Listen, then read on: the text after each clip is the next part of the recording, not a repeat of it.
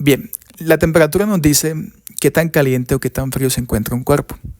Esto es en términos muy sencillos y bueno, creo que es una medida o una propiedad bastante familiar para nosotros.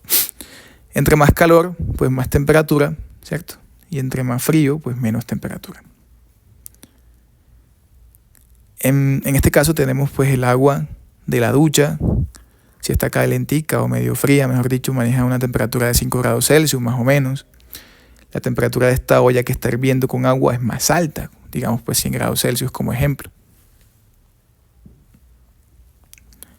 Al instrumento usado para medir la temperatura se le llama termómetro. Aquí tenemos varias medidas con el termómetro. Este es un termómetro de esos de mercurio. Algunas unidades para la temperatura son los grados Celsius, los grados Fahrenheit, los Kelvin, los Rankings. Aquí hay una medida de temperatura que en este caso es 40 grados Celsius. Esos 40 grados Celsius se pueden medir también en Fahrenheit y equivalen a 104 grados Fahrenheit o a 313 Kelvin o a 564 Rankine. De unidades de temperatura vamos a hablar en más detalle en otros videos, pero quiero que sepamos pues que estas son algunas unidades de medida para la temperatura, que se mide pues con un termómetro. La temperatura de fusión, si hablamos de ella específicamente, es la temperatura a la cual un cuerpo pasa de la fase sólida a la fase líquida. Por ejemplo, cuando el hielo lo sacamos de la nevera, ¿cierto? Se vuelve líquido.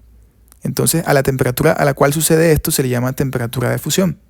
Asimismo, cuando un metal, como el hierro, por ejemplo, se funde, se le aplica bastante calor, entonces se funde, pasa de sólido a líquido. A esa temperatura a la cual ocurre este fenómeno se le llama temperatura de fusión, a la cual un cuerpo pasa de la fase sólida a la fase líquida.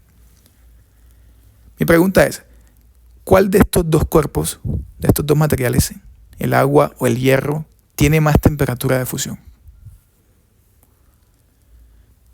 Pues el hierro tiene más temperatura de fusión porque necesitamos mucho calor para volver al hierro líquido. En cambio, el agua simplemente basta con sacarla de la nevera para que se vuelva líquida. Pues resulta que la temperatura de fusión del agua es de 0 grados Celsius y la temperatura de fusión del hierro es de 1538 grados Celsius. Evidentemente, pues con el hierro necesitamos mucha más energía para volverlo, para que pase a la fase líquida. ¿Okay? De forma similar, también hablamos de temperatura de ebullición. La temperatura de ebullición es la temperatura a la cual un cuerpo pasa de la fase líquida a la fase gaseosa. Veamos la diferencia. Fusión de fase sólida a fase líquida. Aquí tenemos los dibujitos. Y temperatura de ebullición de la fase líquida a la fase gaseosa.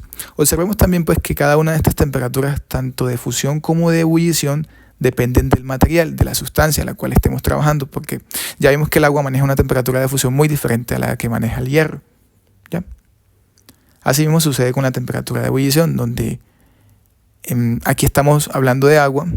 El agua pasa de su fase líquida a su fase gaseosa a una temperatura específica y es de 100 grados Celsius. En cambio, el alcohol pasa de su fase líquida a su fase gaseosa a una temperatura más bajita, de 78 grados Celsius. Significa que hay que aplicarle más calor al agua para que pueda pasar de fase líquida a fase gaseosa. ¿Okay?